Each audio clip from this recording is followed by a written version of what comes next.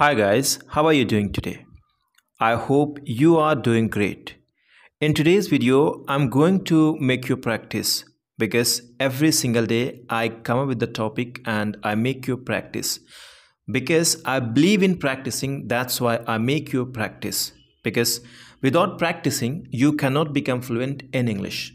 I know you have known each and every single thing in terms of grammar and structure, but when it comes to speaking, you get stuck. You are not able to express your thoughts. Why?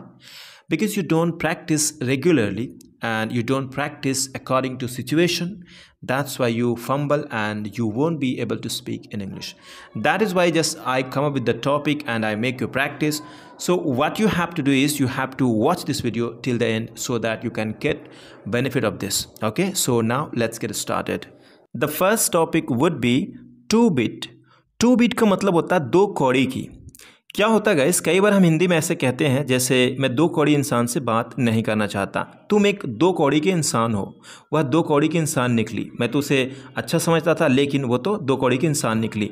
उस जगह पे आप 2-bit को use कर सकते हैं। 2-bit का मतलब ही होता है दो कौड़ी की। ओके, बड़े ही आराम से आप बना सकते हैं। तो आइए कुछ एग्जाम्पल्स को देखते हैं। जैसे मैं ये हार नहीं खरीद रही हूँ, कोई लड़की है तो कह सकती है मैं ये हार नहीं खरीद रही हूँ, ये दो कौड़ी की नकली लग रही है, नकली लग रही है। ओके, तो कह सकते हैं I am not buying this necklace, I am not buying this necklace, it looks like a 2-bit imitation.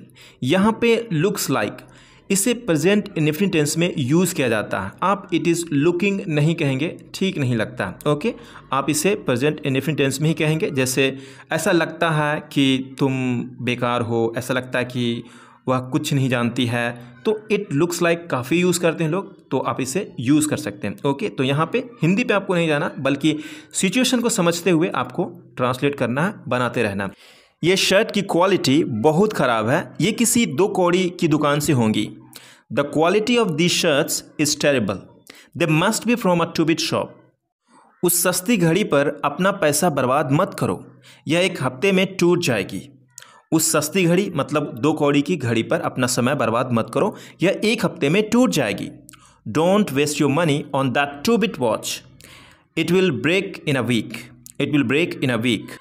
मैं उस दो कौड़ी के लड़की से बात नहीं करना चाहता। I don't want to talk to that 2-bit girl. मैंने उस पर भरोसा किया था लेकिन वो दो कौड़ी के इंसान निकला। प्यार तो करना दूर की बात है, मुझसे देखा नहीं जाता। I trusted her but she, यहाँ पे शी होगा, ठीक है, but she turn out to be a 2-bit person. Let alone love, प्यार की तो बात ही छोड़ दो। I can not have a look at, मैं उसे देख भी नहीं सकता, मुझे देखा नहीं जाता। अगला टॉपिक है अनवॉश्ड या फिर यूज्ड। ओके, अनवॉश्ड या फिर यूज्ड मतलब जूठी होना। कोई भी चीज़ अगर जूठी है, सच एज कोई बर्तन है या फिर चम्मच है, जूठी है, तो वहाँ पे हम यूज़ करेंगे अनवॉश्ड या फिर यूज्ड को। जैसे मुझे लगता है ये प्लेट जूठी है, तो मैं कह सकता हूँ I consider this plate is unwashed, या फिर I think this plate is unwashed या फिर used, this plate is used. Okay, ऐसे आप यूज़ करेंगे। ये चम्मचें जूठी हैं, या फिर ये सारी चम्मचें, these spoons are unwashed, these spoons are unwashed या फिर यूज्ड। ओके, ये भी कह सकते। ये ग्लास जूठा है, ये ग्लास जूठा है, this glass is unwashed, this glass is unwashed या फिर दिस ग्लास इज यूज्ड। अगला टॉपिक है ऑड फूड। ऑड फूड का मतलब होता है जूठा खाना। ओके, जो जूठा खाना होता है उसे हम ऑड फूड कहेंगे और यूज़ भी कर सकते हैं। जैसे ये जूठा खाना है, कोई नहीं खाएगा। This is an odd food, no body will eat it, this is an odd food, no body will eat it.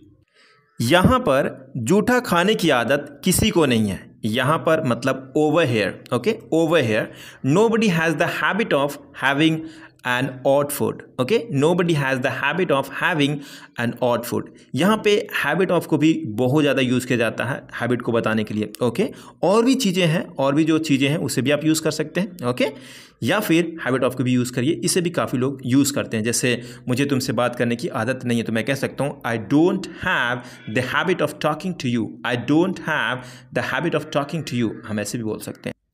क्या वह जूठा खाना है? अगर ऐसा है तो मैं नहीं खाऊंगा। Is that an odd food? If so I won't have it. Is that an odd food? If so, अगर ऐसा है I won't have it, I won't eat it, I won't have it. यहाँ पे इफ़ सो अगर ऐसा है, ये पूरी की पूरी को आप इफ़ सो से दिखा सकते हैं, मतलब अगर ऐसा है तो उसके बाद जो भी सेंटेंस आप रखना चाहते हैं रखते हैं। ओके, एक सिंपल भाषा में आप ऐसे कह ही सकते हैं। गलती से मैं कल जूठा खाना खा लिया था तुम्हें आने से पहले। गलती से, बाय मिस्टेक, मैं कल जूठा खाना खा लिया था, पास्ट परफेक्ट टेंस, तो कह सकते हैं I had an odd food yesterday before you came, तुम्हें आने से पहले। यहाँ पे एक हैड है पास्ट परफेक्ट टेंस के लिए, और एक हैड है जो हम खाने पीने के लिए यूज़ करते हैं, उसका पास्ट फॉर्म यही होता है, हैड होता है। ओके, वहाँ पे भी आपको हैड लगाना पड़ेगा। चाहे तो आप यहाँ पे ईटन लिख सकते हैं, नो डाउट। ओके, अगला टॉपिक है लिव्ड वाटर। लिव्ड वाटर का मतलब होता है जूठा पानी। ओके, जूठा पानी के लिए आप लिव्ड वाटर को यूज़ करिए। जैसे जब मैं तुम्हारे घर आता हूँ तो तू ना मुझे जूठा पानी दे देती है, अब से नहीं आया करूँगा। हम ऐसे दोस्तों से बोल देते हैं, right. When I come to your house you offer me lived water, from now on I won't come over. Casual talk में हम ऐसे कहते हैं अपने दोस्तों से अक्सर कि तू मुझे जूठा पानी क्यों दिया करती थी, हम ऐसा कहते रहते हैं, राइट। तो इसे आप बना सकते हैं यूज टू की मदद से, जैसे why did you use to give me lived water, why did you use to give me lived water. जैसे मैं पहले क्रिकेट खेला करता था, I use to play cricket, उसी को यूज़ किया गया है यहाँ पे। ओके, यूज टू का यूज़ करके आप बना सकते हैं। तुम तो जानती थी कि मैं जूठा पानी नहीं पिया करता था, फिर भी तू दिया करती थी, तो कह सकते हैं यू डिड नो। यहाँ पे इम्फैटिक में डिड नो, यहाँ पे डिड क्या है, सेंटेंस पे जोर दे रहा है। ओके, आप चाहे तो कह सकते थे यू न्यू दैट, तुम जानती थी, लेकिन यहाँ पे क्या करें, तुम तो जानती थी, तो यानी एम्फेसाइज करना चाहते, तो हम यहाँ पे इम्फैटिक में यूज़ कर सकते हैं। You did know that I didn't use to drink lived water, however, फिर भी you would give it to me, तुम दिया कर। यहाँ पे यूज टू को डबल नहीं यूज़ करके वुड को भी हम पास्ट में दिखाने के लिए, पास्ट हैबिट को वुड को भी यूज़ करते हैं। तो यहाँ पे क्या हो रहा है कि रिपीट हम ना करके वुड को यूज़ कर दें यहाँ पे, सिंपल। जैसे बार बार आप यूज टू बोल करके ना भी, बाद में क्या होता है कि वुड में चेंज हो जाता है और वुड को भी यूज़ किया जाता है। Okay, simple. अगला टॉपिक है come to the point. Come to the point का मतलब होता है मुद्दे पर आओ। घुमा फिरा कर कोई बोलता रहता है तो कहते हैं भाई एक काम करो, come to point, do one thing, come to point and let me fix it. Okay, the moment you come to the point I am going to fix it. तो ऐसे आपको यूज़ करना है, मुद्दे पर आओ मतलब come to the point. Okay, जैसे मुद्दे पर आओ, मेरे पास पूरा दिन नहीं है, come to the point I don't have all day, come to the point I don't have all day. मुद्दे पर आओ, मामले पर सीधे सीधे बात करते हैं, come to the point, let's discuss the matter straight forwardly, come to the point, let's discuss the matter straight forwardly. समय की कमी है, कृपया बिना ज़्यादा देर किए मुद्दे पर आइए, time is short, please come to the point without much delay, please come to the point without much delay। The next topic would be without much delay। without much delay का मतलब होता है ज़्यादा देर किए बिना, उस जगह पे आप without much delay को यूज़ करिएगा। ओके, जैसे ज़्यादा देर किए बिना ट्रेन स्टेशन से रवाना हो गई, मतलब कि निकल गई, राइट। तो इंग्लिश में कह सकते हैं without much delay the train departed from the station, the train departed from the station. बिना देर किए ईमेल का रिस्पॉन्स कीजिए, मतलब जवाब दीजिए। तो मैं कह सकता हूँ please respond to the email without much delay, please respond the email without much delay. हमें बिना किसी देरी के हवाई अड्डे के लिए निकलना होगा, वरना हमारी फ़्लाइट मिस हो जाएगी, हमारी फ़्लाइट मिस हो जाएगी।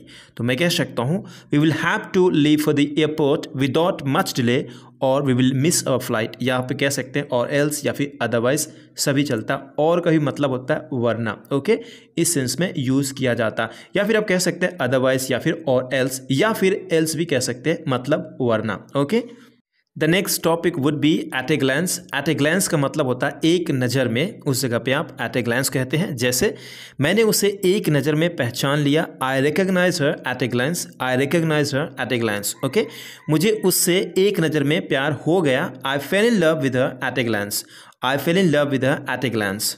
मैंने एक नज़र में पूरा शहर देख लिया, मैंने एक नज़र में पूरा शहर देख लिया, I saw the whole city at a glance, I saw the whole city at a glance. एक नज़र में उसने पूरी किताब पढ़ ली, एक नज़र में उसने पूरी किताब पढ़ ली। She read the whole book at a glance, she read the whole book at a glance. अगला टॉपिक है over small matters. Over small matters का मतलब होता है छोटी छोटी बातों पर। ओके, जहाँ पे भी ऐसा सिचुएशन आए वहाँ पे आप ओवर स्मॉल मैटर्स को यूज़ कर सकते हैं। ओके, जैसे वह छोटी छोटी बातों पर नाराज हो जाती है। She gets angry over small matters. She gets angry over small matters. Okay, तुम छोटी छोटी बातों पर बहस करते हो। You argue over small matters. You argue over small matters. वह छोटी छोटी बातों पर लड़ता है। He fights over small matters. He fights over small matters. वह छोटी छोटी बातों पर चिंता करता है। He worries over small matters. He worries over small matters. अगला टॉपिक है no one confesses. No one confesses का मतलब होता है अगर कोई कबूल नहीं करता है, इफ़ लगाने के बाद। Okay, if no one confesses मतलब अगर कोई कबूल नहीं करता है, तो उसके बाद जो भी आप दिखाना चाहते हैं आप दिखा सकते हैं। ओके, जैसे अगर कोई कबूल नहीं करता है तो बेगुनाह व्यक्ति को किसी और के अपराध की सज़ा भुगतनी पड़ सकती है। If no one confesses the innocent person could be punished for someone else's crime. देखो, अगर कोई नहीं मानेगा तो पुलिस को फिर से सबसे पूछताछ करनी पड़ेगी। क्या हम वाकई यही चाहते हैं? Look, if no one confesses the police will have to interview everyone again. Is that really what we want? Is that really what we want? Thank you guys, thank you so much for watching this video. मिलते हैं अगले video में, तब तक के लिए अपना ख्याल रखिए। Have a good day. We will meet you again soon.